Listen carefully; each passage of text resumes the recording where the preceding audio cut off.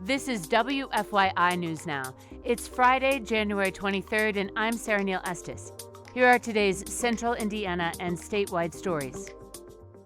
5 people were arrested in connection to the shooting of a Tippecanoe County judge and his wife.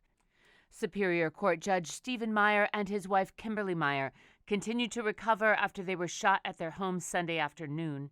The arrests come following days of investigation involving federal, state, and local agencies. Charges vary for each individual and include felonies for attempted murder, aggravated battery, and obstruction of justice. No official motive has been given. The FBI is now investigating the death of longtime Indianapolis Colts owner Jim Irsay. This comes after the Washington Post reported Irsay's relapse the last few years of his life and that his recovery doctor in California was with him at the time of his death. The Post now reports a federal grand jury subpoena was issued, which could lead to federal charges. Colts legal counsel confirmed to the paper that the team was aware of the investigation, but said no subpoena had been received yet. An anti-abortion group is asking the Indiana Supreme Court to step into a fight over abortion records. Farrah Anderson has more. The Indiana Court of Appeals sided with 2 Indiana OBGYNs who sued to block the release of abortion records known as terminated pregnancy reports. Indiana law requires doctors to file those reports for every abortion. They include information about a patient's demographics and medical care, but not their identity.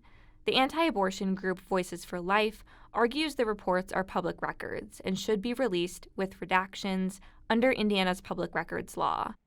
The doctors argue even redacted reports could be used to identify patients, putting them at risk. Now, the state's highest court will decide whether to take the case. I'm Farrah Anderson in Indianapolis. State lawmakers may tighten enforcement around medical abortions in a bill that targets people providing illegal abortions in and out of the state. Part of the bill follows efforts in Texas to allow lawsuits against individuals and companies that ship abortion pills into the state. The bill would also expand how abortions are defined, increasing reporting requirements for doctors. In the future, people may need to pay an extra $1 to enter Indiana's state parks. Rebecca Thiel reports on a measure with momentum at the State House. The surcharge would go to pay for public safety, infrastructure, and water quality improvements. Annual park pass holders would be exempt. Park County Councilman Roy Reitzman says volunteer fire departments often hold fundraisers to pay for special equipment for these emergencies, and park visitors should shoulder some of that burden. There are many cases of volunteer firefighters having to carry an injured patron from the back reaches of Turkey Run, and if you've ever been there, it's way back in there. But the Department of Natural Resources says now is not the time to charge Hoosiers more to access state parks. It says the bill also ignores the work of conservation officers who often help local police with everything from active shooters to missing persons. I'm Rebecca Thiel in Bloomington. And state lawmakers are also pushing a bill to convince the Chicago Bears to relocate to Indiana. The legislation paves the way for a new football stadium in the northwest corner of the state. Samantha Horton reports. The team wants a new stadium, and the bill would create the Northwest Indiana Stadium Authority, a 3-member board that would pursue the necessary funding and acquire the land. Lawmakers are trying to recreate the effort that brought the Indianapolis Colts to the state in the 1980s. The bill moved quickly through Senate committees. Senator David Nisgodsky notes the current version will likely change before it reaches the governor's desk. I know that there are many conversations still out there. I believe this bill has some greater work that it's going to take place before it's finished.